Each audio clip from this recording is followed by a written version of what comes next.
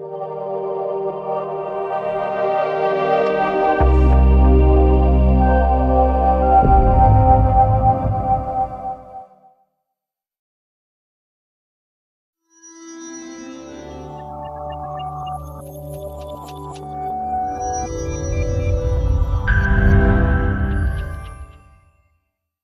need God. I'm not here to speak to you. I'm here that God may speak to us using me. Praise the name of Jesus. So don't look at this short man and start wondering, what is he going to offer? God has something for you. God has something for you, specifically for you, because he knows you by your name. Before he founded the world, he knew that you would be here tonight to receive a word from him. Amen. Praise the name of Jesus. So you're not here by chance. You're here by the divine plan of God. That's right. And I don't want to take a lot of time. When I was coming by the church that I fellowship at, Emmanuel Worship Center, our pastor is John Walero, and is a sister to one of your members, Pastor. That's our pastor's sister, and the whole church sent me with greetings. And also my wife and our 4 kids. Or you think I'm 25 years. I have 4 kids. I have 4 daughters. The first one is 12 years. Second one is 11. Came back to back.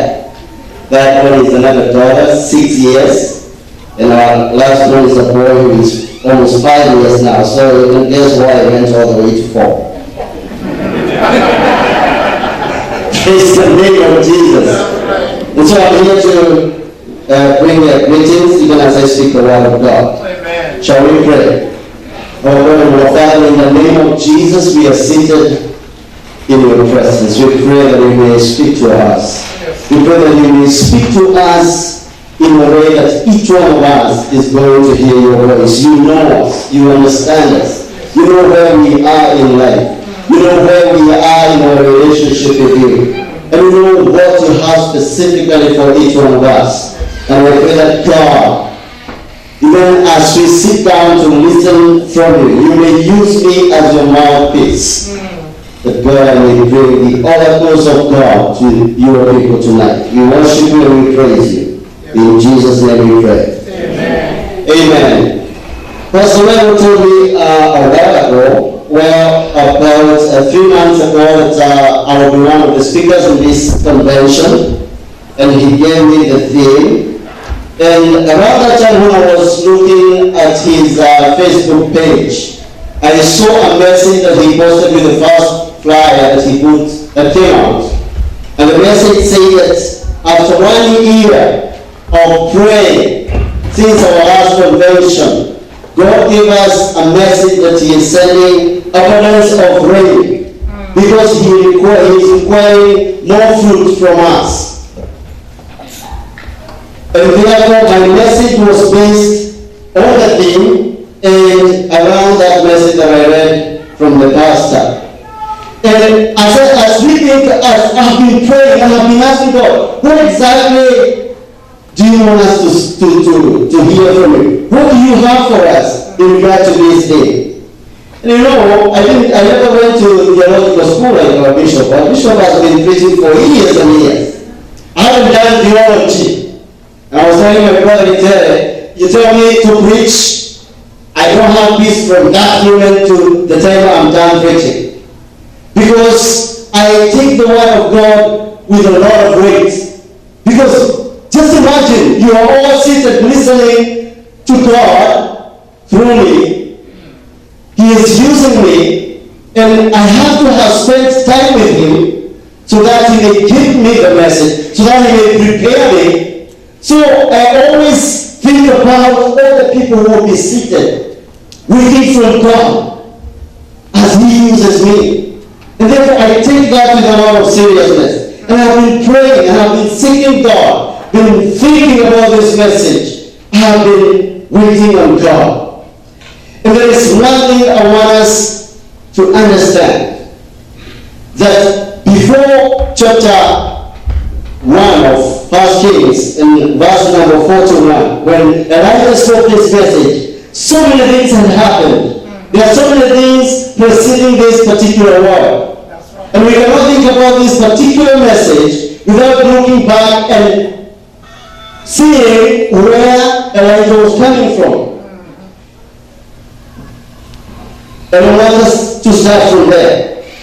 I want us to think about God's reign. Where is God's reign? What is God talking about when he says, I will send abundance of rain to my people? Can you get that book? I was told I can mix languages. I am not very good in Swahili. I can speak a little bit. And therefore I will be throwing some words here and there. We might think it's physical rain. It can mean physical rain. Water from heaven. We might interpret rain from God as blessings. Material wealth, material blessings, physical blessings, tangible things that we can see. But I was going a little deeper. God was revealing something more to me. And as Bishop Buddha, I'm horrible in English. Let me warn you. I'm horrible in English. If I shrug, just clap. Okay? Look at me like you're the genesis of this language. Not from Britain, for God's sake. From Africa. So as Bishop was speaking this morning, and as the pastor summarized, I was telling Reverend Gisela that it's like they were preempting my message, because I want us to think about God's reign as to meaning His presence, His glory, His power, and His blessing. We're not just going to think about God's reign as blessings. We are going to prosper. We are going to, amass wealth. We are going to live comfortable lives. We are going to increase in other things. But I want us also to incorporate, more importantly, God's blessings, His blessings, His glory, and His power. Praise the name of Jesus. Praise the Lord. Are you together with me? You see somebody dozing next to you, tap them and tell them to stand up. You're going to listen to the word of God standing, the message. We are used to being entertained and being emotionally psyched up by praises and worship and instruments and everything. When it comes to the word of God, the devil is so cunning. He wants to steal our attention. He wants to take our mind away. He wants us to wander away from the Word of God. Start thinking about other things out of the Word of God. So you better stay with me in the Word of God. I will not be long. If you read chapter 17 of 1 Kings and verse 1, you will see Elijah going with a prophetic message to Ahab. Ahab was the king of Israel. And Elijah was the prophet in Samaria. And Ahab, before Ahab had assumed the reins in Israel, there were so many other kings. All the way from Saul, we know about Saul and David and Solomon. And when Solomon became king, the Bible says that he had other women. He had many women actually. That's what the Bible says. And we know the story of Solomon with women. He had so many wives and concubines. And the Word of God says that he married foreign women. And when they came to Israel, they came and introduced their gods in Israel. They came with their baggage. They came with their idol worship. And the king of Israel, Solomon, because he was so interested in women, he was so much into women, he allowed them to, introduce idol worship in Israel. And God was angry. And he tore the kingdom in two. One was given to Jeroboam, and the other one to the son of David, I believe. And from that point, if you read from 1 Kings chapter 17, you will see the preceding every king that came over to reign in Israel from the other one. Everyone who took over, he propagated the same thing. The Bible says that God was angry. They did as the previous one. And this idol worship continued to eat into the people of God. They continued to wear away. They continue to forget who they are. Remember, these were God's people, the chosen race of God. Amen.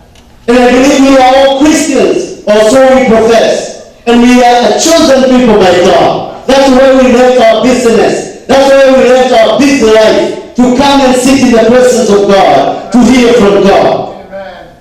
And these people, even though God had chosen them, and they knew that, they were well aware of that, yet they allowed this evil to creep into their lifestyles, into their nation. And God was angry. They began all the way up to Ahab. The Bible says that Ahab was actually more evil than all the other kings who were before him. Because he married this evil woman, Jezebel, who came and actually not only propagated the worship of the idols who were already there, he also came with Baal and Asherah. She had 450 prophets of Baal. I guess 400 for Baal, and 400 for Asherah, whichever it is. But you know she had 950 prophets. They were feeding at her table as a queen. And Ahab was comfortable. Ahab was okay. And God was fed up at this point. He said enough is enough. He had tried to turn them around and turn them back to him. But they had continued to harden their hearts. They had continued to be stiff-necked. They had continued in rebellion. And he was fed up.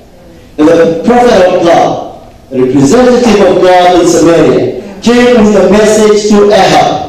There will be no doom, no rain in Israel for several years, except at my word. And he vanished. He was gone. That's right. Because when we reach a point where God has continually been coming after us, trying to bring us back to his fold, trying to warn us, trying to tell us, stop this, stop the other, follow me. This will kill you, this will destroy you. A time comes and he just withdraws. He is gone. We might be left with our worship, with our praise, with our lifting of hands, with our praying in our former tense. We may continue in our former testimony. But God went and he withdrew and he is gone. And it's just empty. Worship, empty noise. It's like noise before the Almighty God. And that is the point that Israel was at when Ahab came with this message to Ahab. You know, rain, most of us are from Africa. When rain is gone, we know what happens. Crops start dying. Livestock starts dying. And even in Israel, it was worse. Even in our country, it has happened. People sometimes die because of famine, out of drought. And this was the case in Israel. It was catastrophic. And Ahab was in a corner. Do we have to wait for God to pull us to a corner? To come back to him? To surrender to him? Do we have to wait until God puts us in some situation to our detriment so that we may turn around and come to him? We should yield to this God because he's a loving Father. Amen. He cares for us. Just look back at your life and see how faithful he has been, even when you have been unfaithful. Right. Just look back in your life and see all the mistakes that you have made in life. Sometimes you have rebelled against God openly, blessed and without any remorse. Yet he has continually been faithful. He has continually been gracious. Do we have to wait until something horrible happens that we may turn around and declare that God is God? And say that God, I surrender to you, Allah, I will follow you. Do we have to wait until we are at our deathbed, or we are in a hospital, or everything else is taken away, or we are out of a job, and all doors are closed on us, that we may, reflect on our lives. and turn to God. We need the presence of God in our lives. I can hear abundance of rain, but we have to prepare ourselves for this rain. We have to be ready to receive this rain, because God is not going to just pour His rain. We have to do something for this rain to come. There is something that will have to happen in our lives. We're not just here to make people happy and excited. Rain is coming. Blessing is coming. Be prepared. And you're just living your life. You're just living your way. No, it's not going to come. That's right. We have to do something. It will only come to somebody who is willing to do something. Amen. And prepare for God's visitation. Praise the name of Jesus. Praise the name of the Lord. Amen. God's presence, His glory, His power, His blessing, they are all there for us. But God is saying, I'm finding something in you. You're found wanting in my presence, but I'm ready to come and shower my presence. Bring my glory in your life. Bring my power in your life. Just imagine that package. The presence of God. Walking the presence of God. Moses said, we're not going to move from here. We're not going to move. We're not going to depart if you don't go with us. Moses knew the secret. Because when you have God, you have everything else.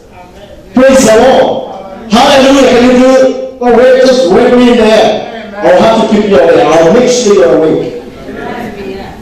Oh, please. I'll do that. I'm good in that.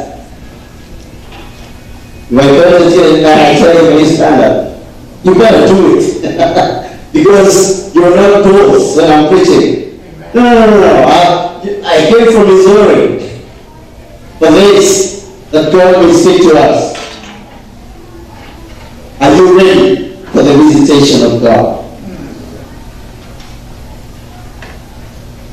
The Bible says in Hosea chapter 6 and verse 3, let us acknowledge the Lord. Let us press on to acknowledge Him. As surely as the sun rises, He will appear. He will come to us like the winter rains, like the spring rains that water the earth. God will come to us like rain. So rain doesn't necessarily mean blessing. It means Himself coming to us. Praise the name of Jesus. Are you ready for God's visitation? Are you ready for God's transformation in your life? Are you ready for the shift that God wants to do in your life? That He will position you for what He intends to do in your life through you. This morning, Bishop was talking about legacy. Are you ready to be prepared by God? Are you ready for God to work on you? Or you just after His blessings? You just after the things that you can get from God? You know, I might be in a relationship with my pastor here. Not necessarily because I'm so interested in our relationship with him. It's because of my own convenience. Because sometimes you can be in God. We can profess that we are in God, we are Christians, but we are only in Christianity for our own convenience. But God wants you. God wants my heart. God wants me. God wants us. That's right. And God is so much in love with us. He's so much cares for us. He's so much interested in His relationship that He can take everything away from you just to get you. That's right. Praise the Lord. Because He knows He is God. He knows that when you have Him, you have everything else. But we fall for a lie. We fall for the lies of the devil, for the lures of the enemy. That even though we lack that, we still lack that, we go after God, those other things are more important. We just need God in our lives. If I'm sure I have God, it doesn't matter what valley I'm going through. It doesn't matter what storm is coming through my life. It doesn't matter what is happening around me. It doesn't is saying what about me? If I know I have God, and God is with me, and I am with God, that's all that matters. That's right. I don't care about whether I'm making a lot of money in America. I don't care whether I'm achieving the American dream or not. All I need to be sure about is that I have God. Because when I have God, I shall not want. Praise the name of Jesus. I just pray, I just urge us that we will go after this God. As this word says, that let us acknowledge the Lord. Let us press on to acknowledge the Lord. Let us press on to seek the Lord. In our families, let us press on to seek the Lord. Because He is the solution to all our problems in our families. Your source is not your problem. They are your children. No, that's not where the Bible is. We have one sole enemy, and that's the devil. And the only one who can fix the devil is Jesus, the Son of the living God. Praise the name of Jesus. If we invite Jesus in our families, if we have God in our lives, if we have altars, you know what, Bishop? I was telling my family like 3 or 4 days ago that I will buy a pulpit, and I'm serious about it.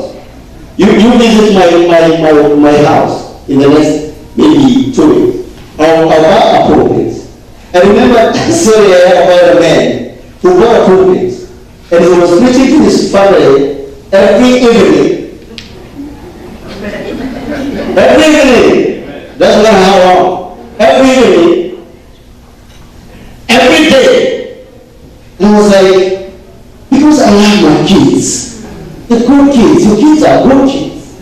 Sorry that we don't invest in our kids. We are not a legacy to our kids. We have no legacy. We are not models. We don't even sometimes pray in our homes. We don't read the Word of God. We don't fellowship. So who are they going to emulate? Like Emmanuel. Yeah. Just like us. So I said, we'll buy a pulpit. Small pulpit. And I'll be preaching, doesn't matter whether it's 5 minutes. I'll be preaching. And I told my family, and I want you to also be prepared because sometimes I'll be appointing a preacher for tomorrow. Because now, remember, you are a preacher. How would you have it if nobody becomes a preacher? He propagates your legacy, like Pastor and his bishop and his children. How they're serving God. What a job! Let us press on to know the Lord. In our hearts, from the depths of our hearts, let us purpose and desire to know this God. Just to know God. Like Paul said, I want to know Jesus and the power of His resurrection. That's right. Praise the name of Jesus. That zeal, that thirst, that hunger, may God create that thirst in us, that we may go after God. Because when we get God, we have everything else. Right. Praise the name of Jesus. So Elijah just vanished. And Israel was in turmoil. And Ahab went looking for Elijah. And actually he told his men, you better get out of your houses. Let's look for this man. Because he had said, it's only at my word. No. The way is going down. Right. So they better look for him. Right. He was serious.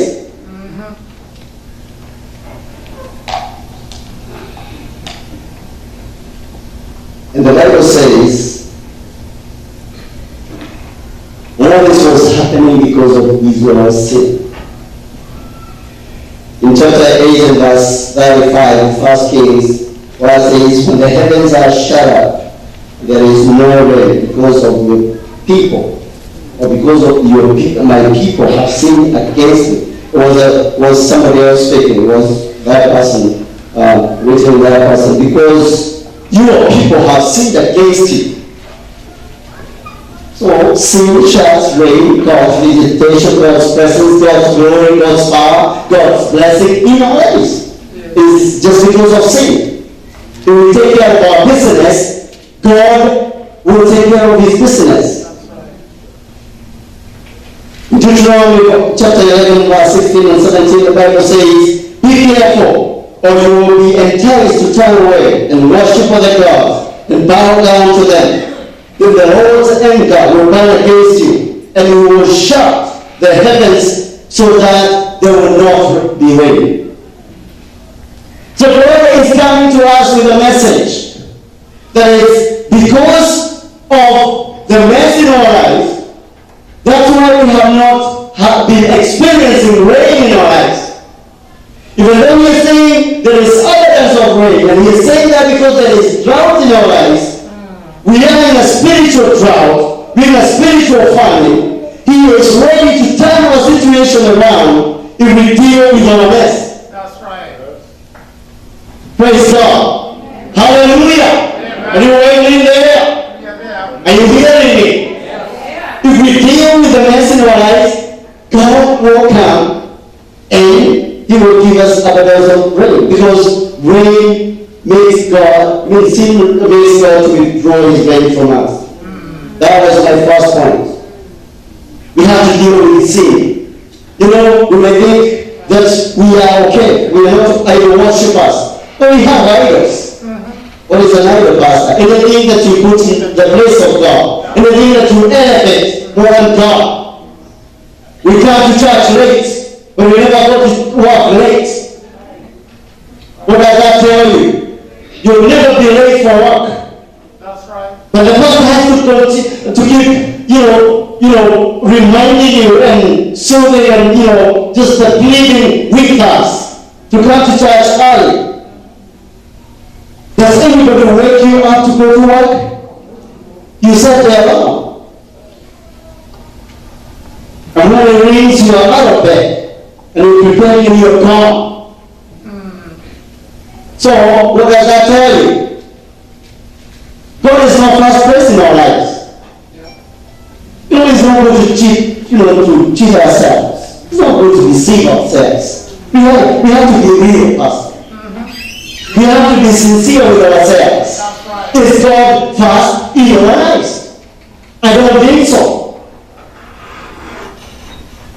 All things are pointing their way. They're showing something else. And the evidence of God's reign, which is his presence, his glory, his power, and his blessing. When we don't have his presence, we don't have his reign, we live very unfruitful lives, very unfulfilled lives, very joyless lives. Because these things that we run after will never feel the place that God occupies in our lives. Don't cheat yourself. You get all the money that you will get. You go for those doubles and triples and they are fine. It's good to work hard and earn because we have strength. We are alive. We are not sick. We are healthy. But don't put something in the place of God because it will be in vain. It will be totally in vain. You will amass what the Bible says that some amass wealth only for others to enjoy the world. And it has happened. We have seen people toiling and moiling and building empires. And before we know it, they are gone. And their children squander everything that they had, taken their lifetime from us. It all goes down the drain. Because when you do something contrary to the plan of God, when you push God to the side to go after these things, you will get them, you might get them, but you will be very fulfilled in life. Have you seen people who have big houses and a lot of money, yet there is no peace in their families? There is no peace between a wife and a husband. There is their children are wasted away. Have you seen these things? Have you seen people who go to school and they are after education and fame and power, and they are so hopeless. Some of them end up committing suicide. And they have everything and you're like, what's the problem with this person? They had everything. They didn't have everything. They had everything that we think is everything, but they missed the real thing. They didn't have God. And so everything that they did was in vain. It didn't help them. It didn't help nobody. So may God help us to rearrange our priorities and to know what matters, what really matters in life. What really matters in life.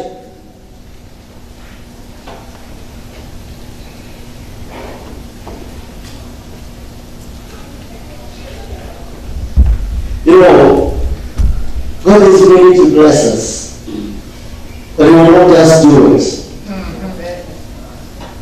Actually, the hindrance to your blessing is you, not God. The blessing is ready for you, but you're not ready for the blessing. And God wants you to be ready. God wants you to put Him first in your life. And all these other things shall be added unto you. Praise the name of Jesus. And Elijah told, they found Ahab eventually. They found Elijah. Sorry, Ahab found Elijah eventually. And he told Elijah, is that you, trouble of Israel? You know, he had not even realized, even to this point, that he is the cause of all this. He was still blind. And he's accusing Elijah of all that was happening, all the drama, all the famine, all the deaths. Whereas he was the cause. Elijah told him, it's not me, it's you and your fathers. You have brought this your calamity to Israel. You do this. Go gather the whole of Israel. Let's meet at Mount Carmel. I want us to have a meeting there. Because we have to resolve this. If rain will come, this will have to be resolved. Many times we go to God crying and whining and complaining that God has left us. Yet it is us who perpetually leave God. Time and again we stray away from the ways of God. Time and again we are not ready to obey the voice of God. Time and again we are not willing to yield to the leadership of God. And when things start crumbling in our lives, we start saying that God, you have left me. God has left me. What have I done? God is calling us to a place of self-reflection. Praise the name of Jesus. Praise the Lord. In our families, there are issues that we grapple with all the time. In our finances, we are working very hard. We are working every day. Yet when we look back at what we are achieving, we are disappointed, we are frustrated with this American dream. We need God. We don't need the American dream. Praise the name of Jesus. Praise the Lord. Amen. Are you loving me? This is a message that God wants us to hear. That He wants first place in our lives. He wants first place in our hearts. He wants first place in everything that we do. And when we do that, He's going to do every other thing that we can dream of.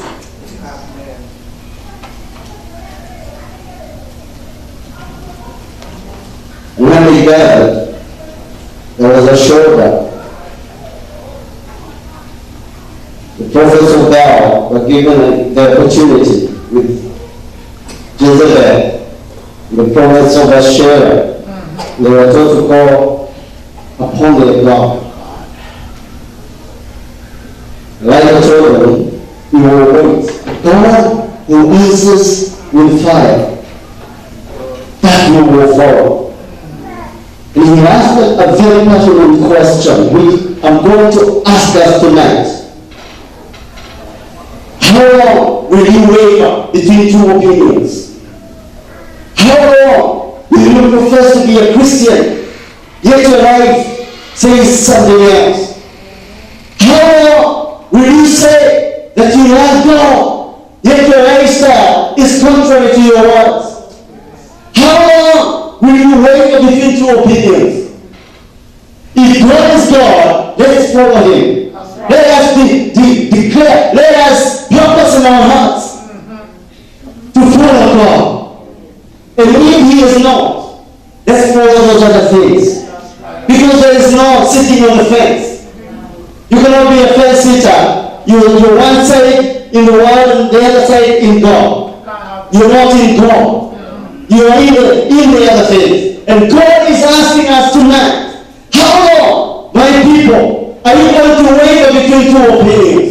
You want to run after the things of this future life. You want to run after the things of this very short life, which I want to promise you. If you just take me in your life, if you surrender to me. But you want to run after these things and also claim that you're coming after me. How long are you going to waver between two opinions? If God is God, surrender to Him. But if He is not, we better make a reservation. We better make a decision here. Because it's a loss to miss on the pleasures of the world and to miss in heaven. It's a loss, it's a double loss actually.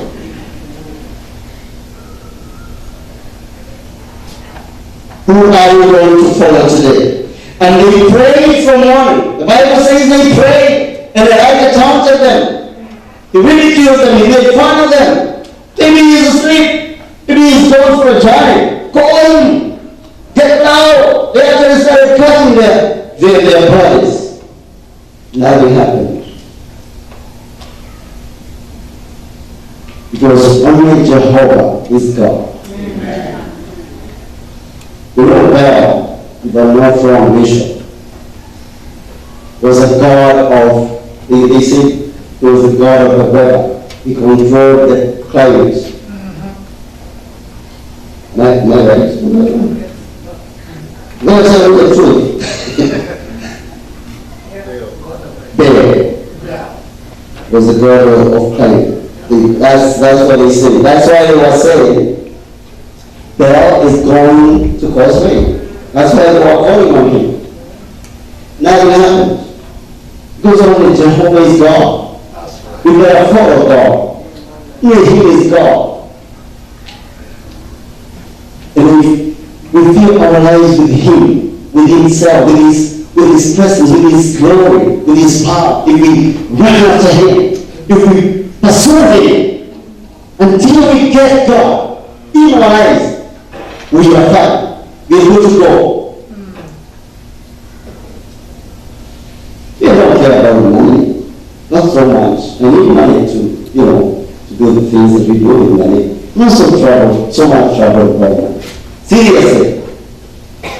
That's why I'm not down to jobs. No. My children need me. When all my kids speak Kikuyu, they came to America, the two were born in Kenya, and they hadn't even started speaking when they came. They speak Kikuyu fluently. I'm not saying those who don't speak our language, is because we don't have time for them. Because sometimes they can be adamant and they might, But I just chose. I said to myself now, going to 2 jobs and 3 jobs at the expense of my children who I am working for my children who I am neglecting, this does not happen. I'm hearing that I'm working for them. But they need me more than the money that I can make. And doing 2 jobs, 3 jobs is not a sin, it's not wrong. We have to strike a balance. That's what I'm talking about here. Don't get me wrong. If you do 2 jobs, we just have to have a balance. We have to train our children in the way that we want them to grow. Train a child in a way, and whatever you will learn, they will not depart from that way. We don't have to reach a point where we neglected our children when they were growing up. When they are teenagers and they are youth, they are rebellious, they are into drugs, they are not going to school. Then we start crying to God, Yes, we never did what we were supposed to do in the first place. But we have to fix ourselves. We have to realize ourselves. Because I was telling one bishop this morning that being filled with the Holy Spirit is not putting your brains in a basket. Because some people just want to study in the Spirit. In the Spirit. Every time everything is in the Spirit. Even when they want to go, eat out, they ask the Spirit, where do you need to go here? I want to go to the Spirit. It's ridiculous. Why do you have brains? You give everything to the Spirit. So we have to do our job. We have to do what is required of us. We have to give our families time. We have to nurture ourselves in the Word of God. Not every time devils and we have chaos in our families. We don't have peace with our spouses. Because we don't have time with our spouses. How do you create? What's a relationship? A relationship is nurtured. If I can't see her, she can't see me. Where is that relationship coming from? Or I'm looking for a miracle. It will happen by a miracle. No! It's like say that there should not be summer or winter. You don't do your job, that will be your mess. Don't blame God. No, my husband has started this, or my wife has started doing this and the other. Look at you and the problem is not God. The problem is you. That's right. And that's what God is telling us tonight. That when we have Him, all these problems, most of the issues that we have in our lives, we just vanish. Because God will come into us with His wisdom. He will come to us with all clarity of things. He will come to us, He will guide us, He will order our steps. We will be obedient to His voice. We will be obedient to His leading. So He will navigate us in life, and we will meander up around these issues and these problems that plague us in our lives, in our families. Praise the Lord. All I need is God. All I need is God. For the abundance of rain to come. Praise the name of Jesus. Elijah captured all the prophets and they were destroyed right there. In the Old Testament, there was not a joke. We are dealing with this issue right here. They were all slaughtered. They were all killed. And then the Bible says that He repaired the altar of God. Yes. We have to repair the altar of God in our lives. We have to bring God back to His position in our lives. We have to welcome God back in our lives. He has to take His rightful position. And when He does that, when we do that, when we allow Him to do that, I just prayed a very simple prayer. I was counting the seconds that Elijah prayed. It was like, depending on how fast you read, it was like a 19-second prayer. 19 seconds. If you read faster than me, it would be 15 seconds. Elijah had poured a lot of water in the trench that he died. Elijah had water even in his family to fill the trench. Even in this drought, I don't know where he got the water. Ahab was looking for grass for his animals. Actually, there was no water nowhere.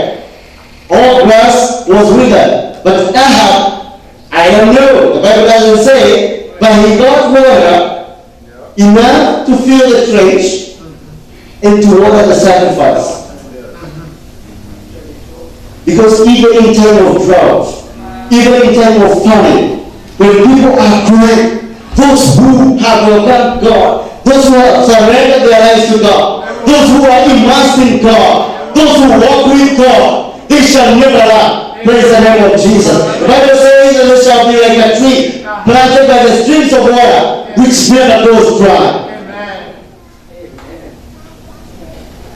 That's right. We will never lack. I will never lack. Me, I tell myself and my kids, we will never sleep hungry. We will never ever be put out of our house. I don't care whether I'm working or your mother is working. That is not my problem. All I know is that God has said that He is my sustainer. Amen. We don't live by our jobs. We don't live by the money that we have in the bank. We don't live by who we are or what we do. We live by God. In Him we find our life and our being. Praise God. And it's Him we need in our life. That's right. And when we have Him, when we have His abundant rain, when we have His presence and His glory and His power and His blessing, Amen. we cannot worry about anything, regardless of the circumstance, regardless of the situation. Amen.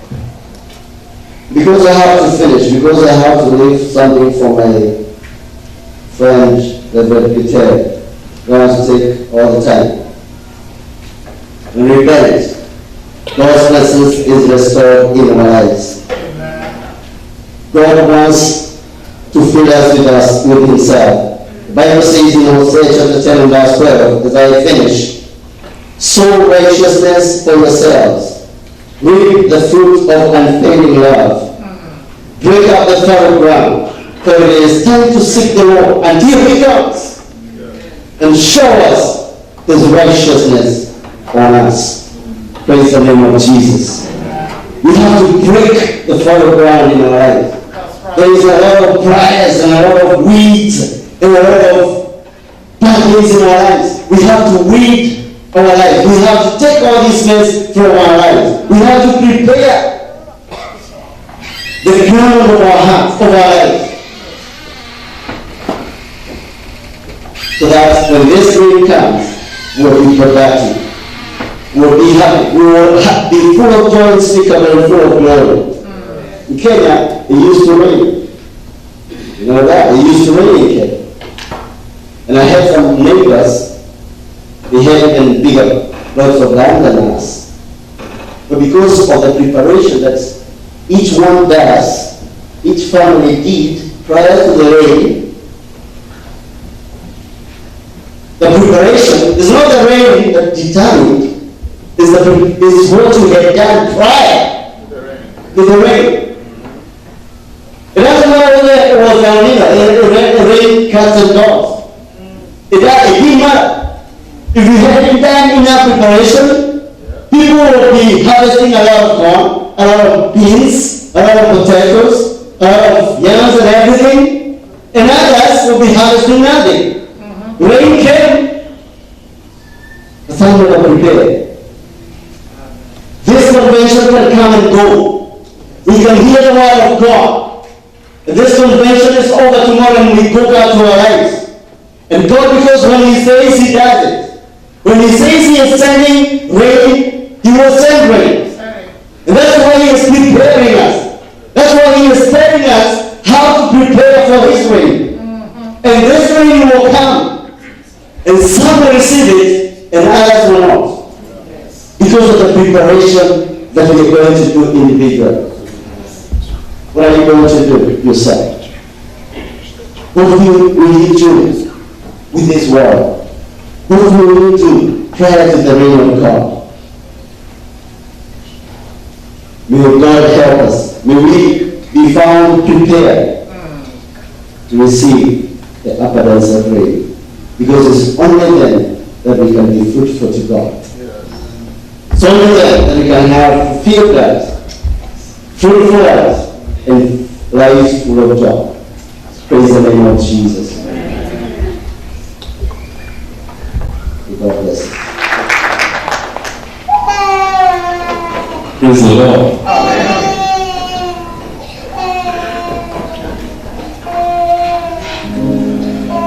I do hope that you You don't want me to preach after that. Because from last night, for those who didn't come up today, something special happened yesterday. That God connected all the messages that we have had. Actually, Minister Zipporah, she started and the bishop actually concluded. And this morning there was a connection. And these are the conferences that I wish that I hadn't come to minister.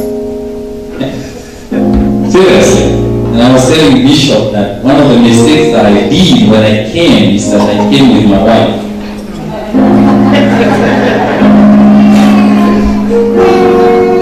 These are some of the conferences you wish you didn't come with them. How many husbands came with their wives here? You did a great blunder if you did that. Because women write stuff and they tell Bishop, see, and they tell you every month. And my wife is very good at that. Details from the 90s. This is a message that God is connecting in this conference. If you miss it, oh my God, it will be bad for you. You will have missed everything. And my brother, the way he has concluded, actually not concluded, but laid another foundation of hope, a foundation that was laid during the day. And for me, before I call the altar call tonight, because I'm not going to preach today, there is something that the Lord is speaking to us. He has given us a guarantee of abundance. Okay? That's not a problem to him. He's telling us, by the way, that sound of rain, the abundance of rain that you can hear, it's not a compromise. It's going to come to my life and to your life. It's going to come. I think the challenge from last night is that it's not whether you will have the abundance of rain. It is if you have the ability to handle the abundance. I think what the Lord is trying to do is to prepare us and to provoke us and to challenge us to prepare to handle the abundance. Amen? The blessings are going to come to your life. That's a guarantee.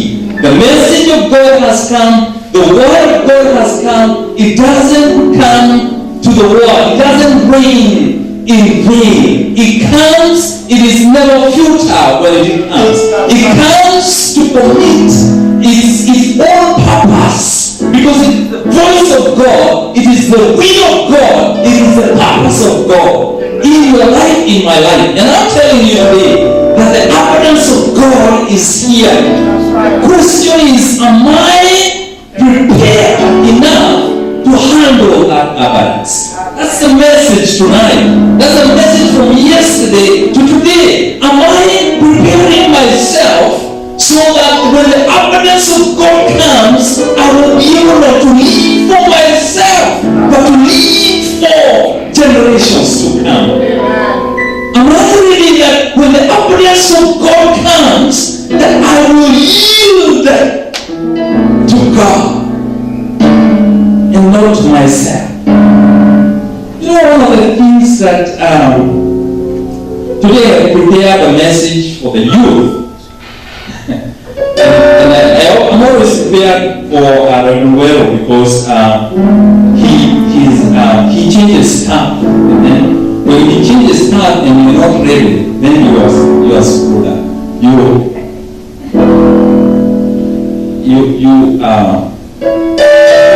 in a bad shape. So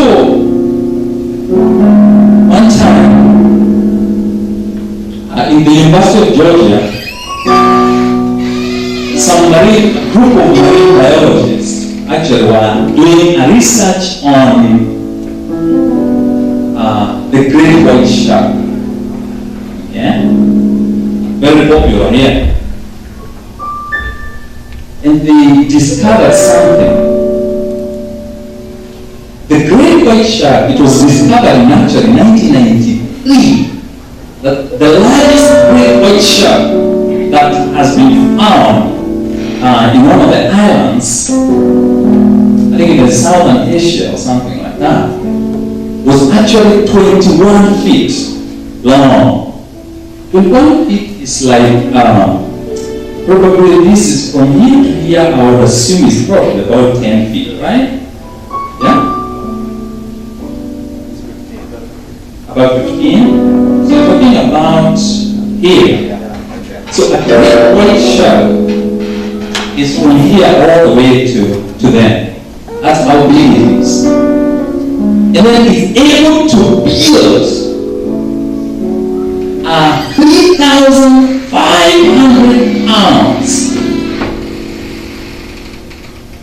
3,500 pounds. A mature great white shark. It has the potential to build on itself 3,000 of its weight.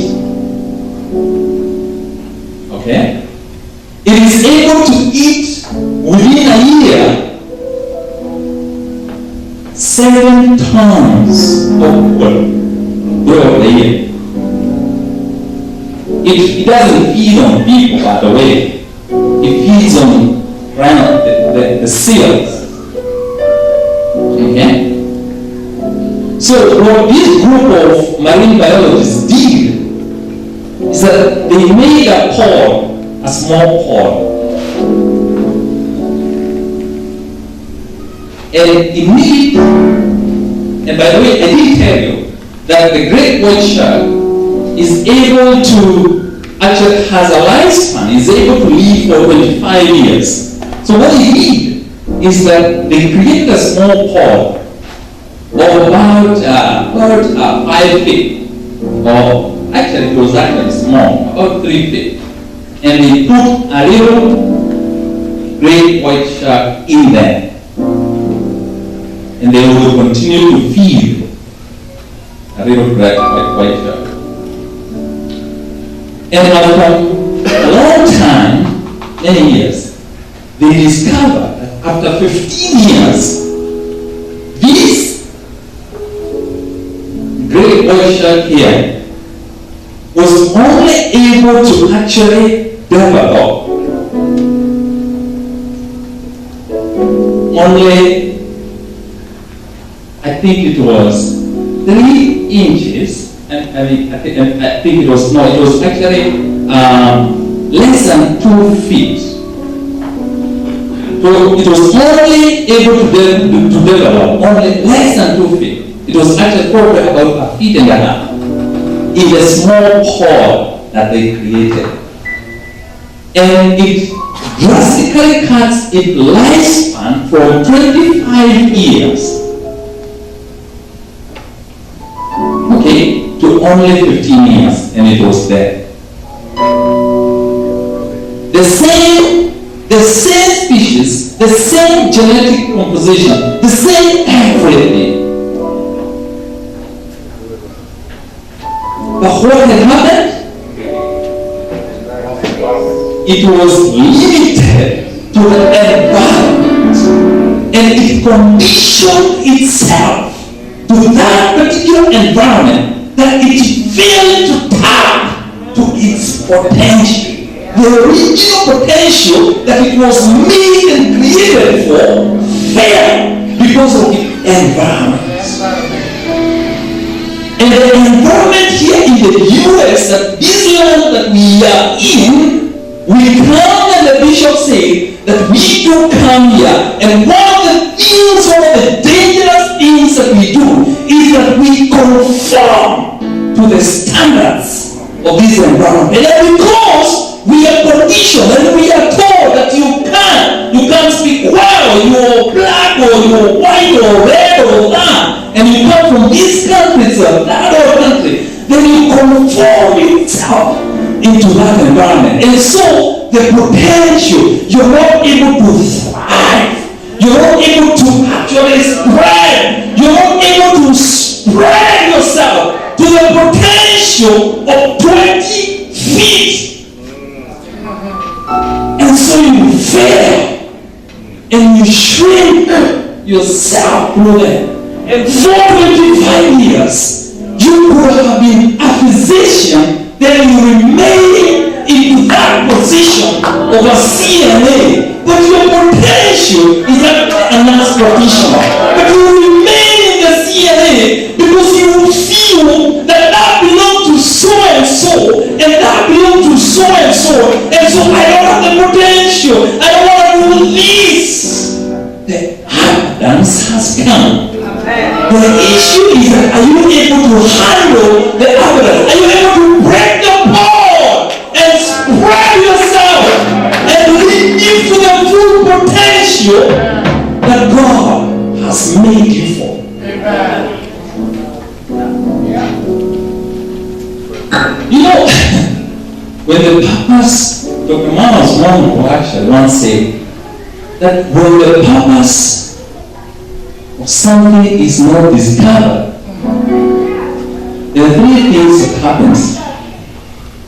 One that is that particular thing, because the purpose has not been discovered, okay, there's a possibility of abuse.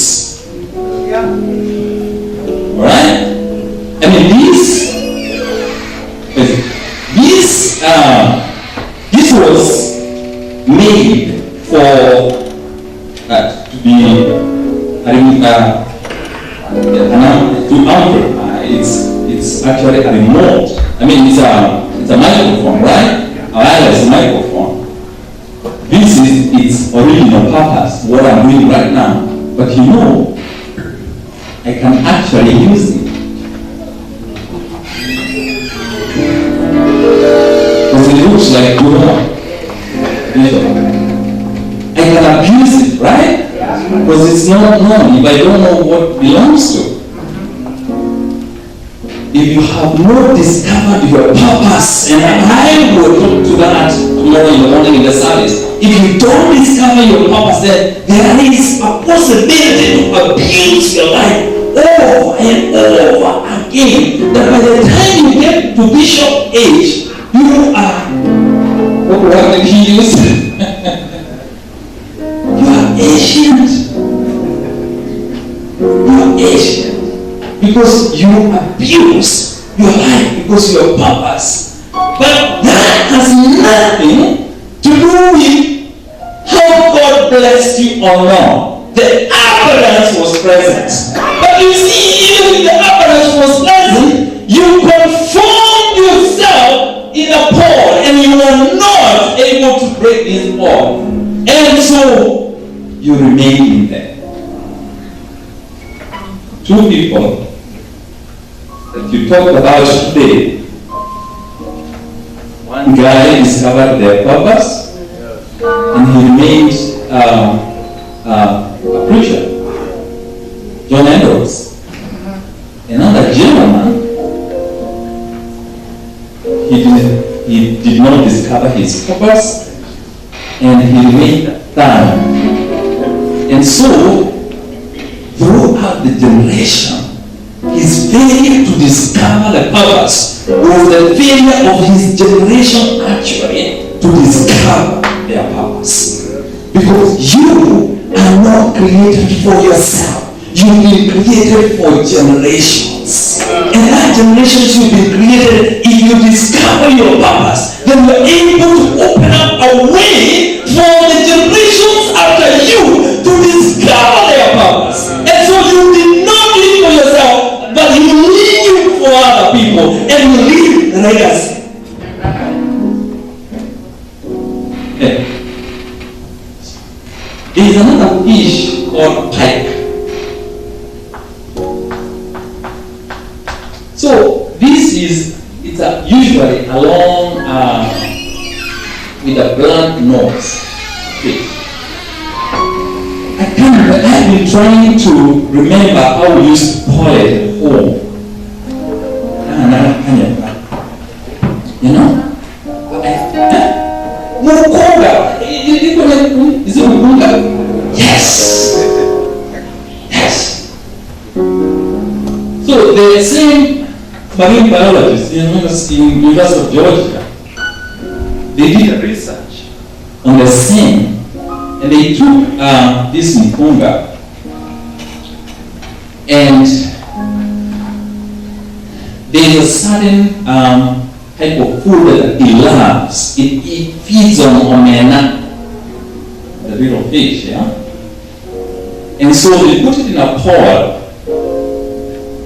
and every time they would dump a bucket of food in here, in this pot, it would crush itself over the food, and within few seconds, it will be swallowing every omena it will find on its way. And within a very short time, there was nothing else remaining. That is its behavior, usually. The feeding behavior. So, and what they did is that, you know, they created a pot. Within this pot, did I tell you my wife is pregnant? So, within this pot, so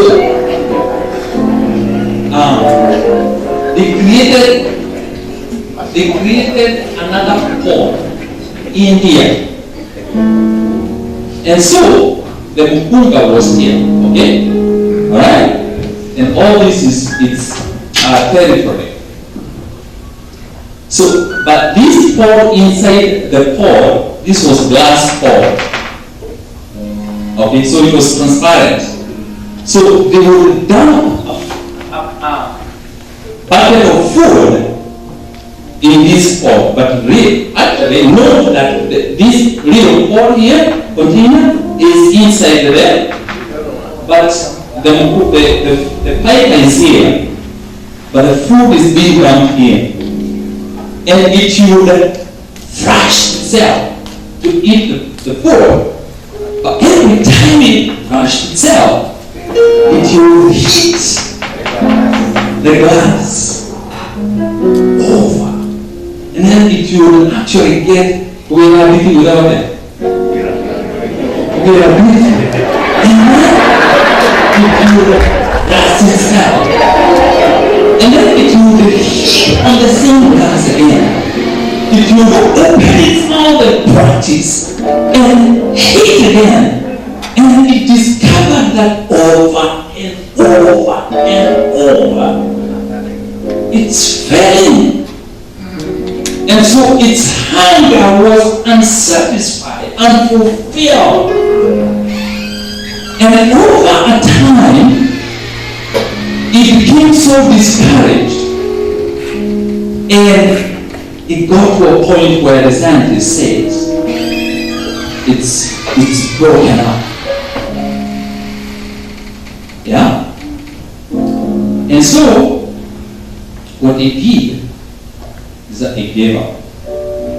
And then they removed, at one point, the pot away. And then they started now dumping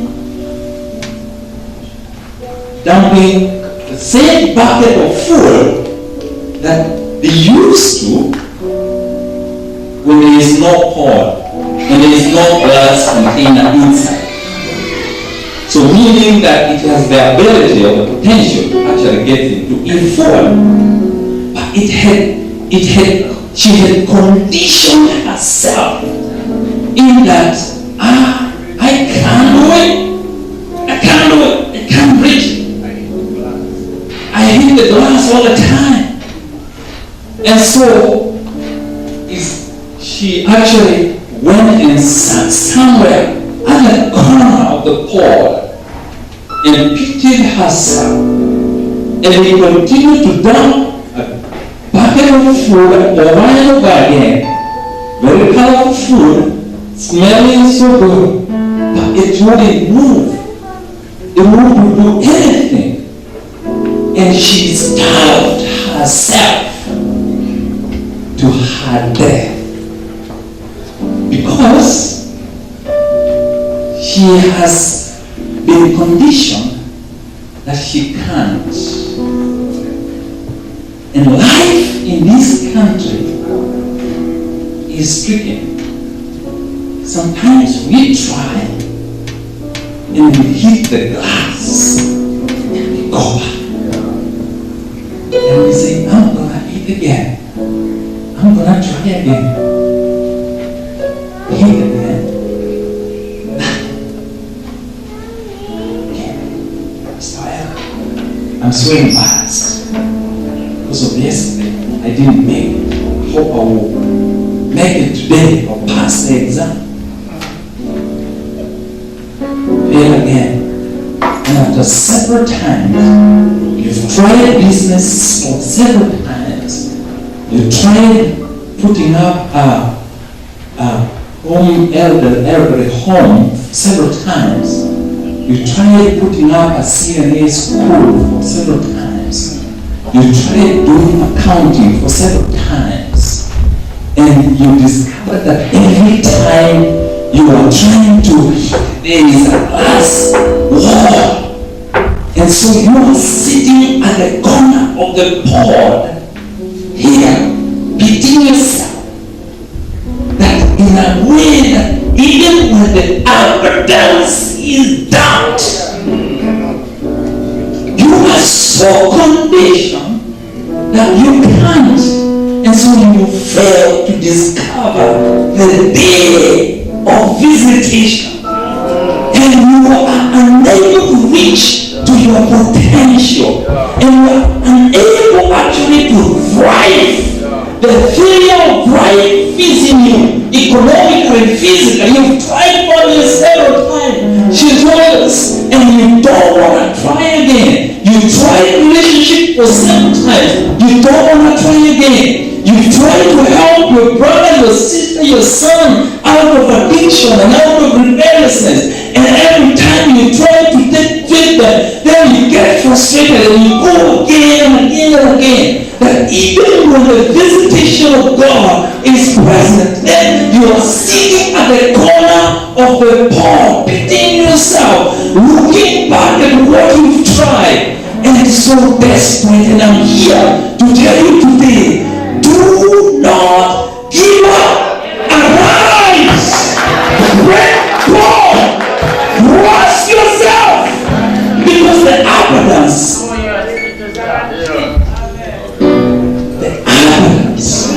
is here.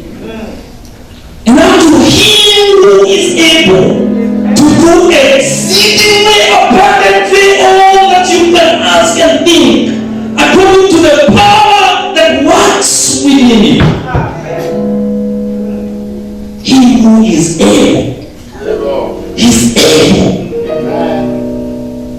to do exceedingly abundantly more than what you can expect and think for. Or even as for. We cannot give up because the abundance of rain is here. And I'm telling you today, one of the things that you will do, because I won't leave you here, and the Lord is ready to help you out. One of the things that the Lord is motivating us to do is to have a spiritual, a physical, an emotional, and intellectual awakening. We have to have an awakening for us to move from the points of desperation and fear that we are in. The Lord is calling us to move to a level of awakening so we can discover our potential. awakening, and the point of awakening is actually to awaken yourself to discover your identity. Please mark that word. If you forget everything else I said today, mark that God is calling us tonight. And through this conference, to have an awakening, have our identity, meaning who we are. It's different from what people say, who you really are. And let me tell you something, who you are. Who you are, because the failure to discover who we are make us horrible people. Horrible people. Because remember the prodigal son? When he went out and he squandered all the money that he was of his inheritance, he was sitting somewhere and eating and feeding together with the servants. Okay? One time he had an awakening and he discovered, I am the son of the living God. I am the son of the Most High. Today, God is calling you and me to have an awakening to discover that you are sons and daughters of the Most High God, and that your identity as a son or a daughter is irrevocable. It is withstanding, and it does not waver. Let me teach you something, brother and sister. Let me teach you something. I was a teacher one time. They know that. This is God. Alright? And God works like this. This is you, the son. Identity is here. That's your identity. And this is obedience. Alright? So, this is the principle of God. This is the way of God. Hey, hello? This is the way of God. God looks from here. He says He is the Father. He has given you His own identity as the Son. And this identity is irrevocable. He doesn't go like this.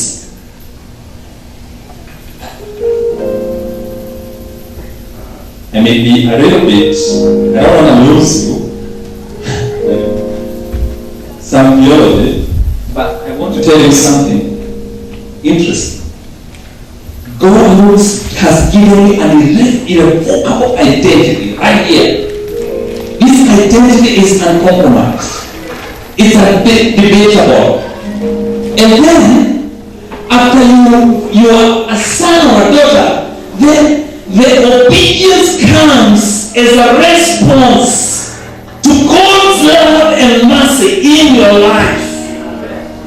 God actually does not require you to obey to be a son or a daughter. Actually, He has given His own Son, whether you sin or not, to actually redeem you from the eternal death to eternal life. And that is irrevocable. But now, because of what God has done, then we respond to Him in obedience and praise and dedication and yielding into Him. And so, when you are going to God, okay, it doesn't matter actually what you have done, even though God requires and desires that we may obey Him. Alright? But it doesn't matter. You go to Him as your son or your daughter comes to you. Is your daughter's or your son's identity dependent on what they do? They are your children. My son, I am a guy. My son is my son, irrespective, regardless of what he does. His identity as a son is not debatable. And so his inheritance it is withstanding. Meaning that God has so much in store for you, has so much abundance in store for you. I think the problem is that our failure to discover our position in God's presence, and that makes us feel that we look like cockroaches. The Bible is cockroaches, it's a roast in the midst of because we have failed to discover actually who we are. And who we are is that we are able and He wins for us even before we start the journey. May God give us that awakening. Let me throw you another point that I had prepared for the youth. It's awareness. We have to be aware. You have to be aware of the possibility, your possibilities. The church in this space, it was limited because it was conformed and confined in someone. See, there's something that Bishop actually told us last night.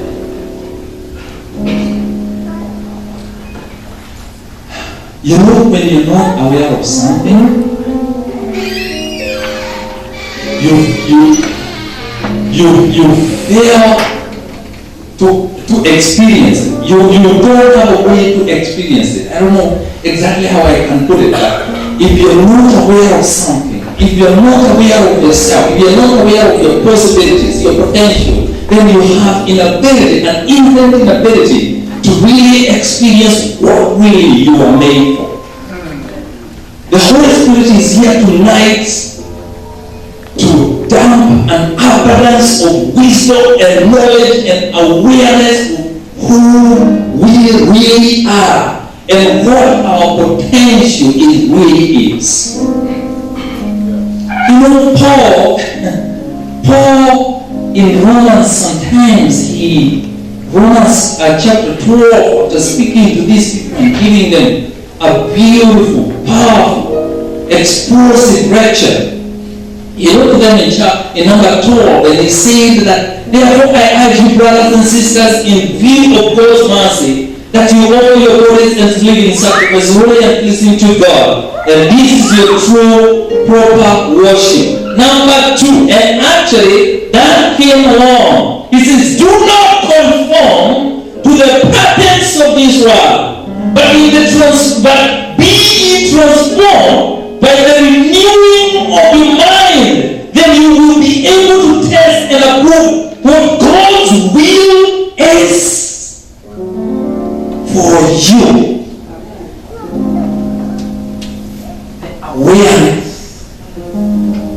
The awareness. God cannot put more weight on you more than you can bear. God will never ever put on you something that you cannot bear. The trials, the temptations, the challenges that He puts ahead of you, He puts ahead of you proportionally equal to your strength and to the grace that He has provided for you. And so you have no excuse. We have no excuse to thrive. We have no excuse for failure to thrive. Look at your neighbor and tell him, you have no excuse for failure to thrive.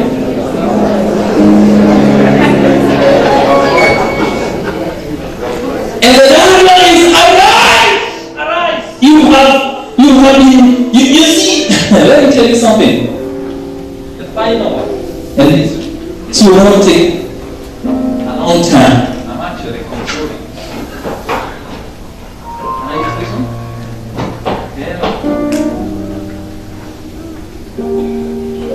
Hello.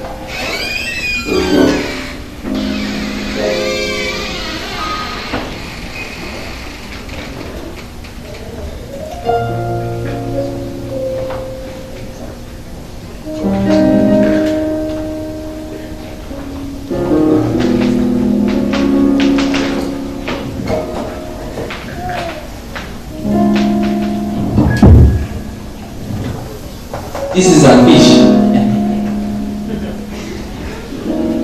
It's a fish. So, you want to know in a river, a live fish, it swims against the currency. When the currency is moving this way, the fish moves this way. If you want to discover the simply a dead fish, it's carried along the currency. So literally, challenges, the currencies of our lives are not there to carry us up down the stream. It's an opportunity that we have been given by God to demonstrate that we are life in spirit. And we can thrive despite the storms of this life.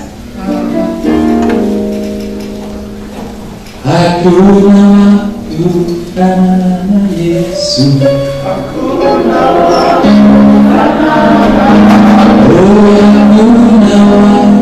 kufana Yesu.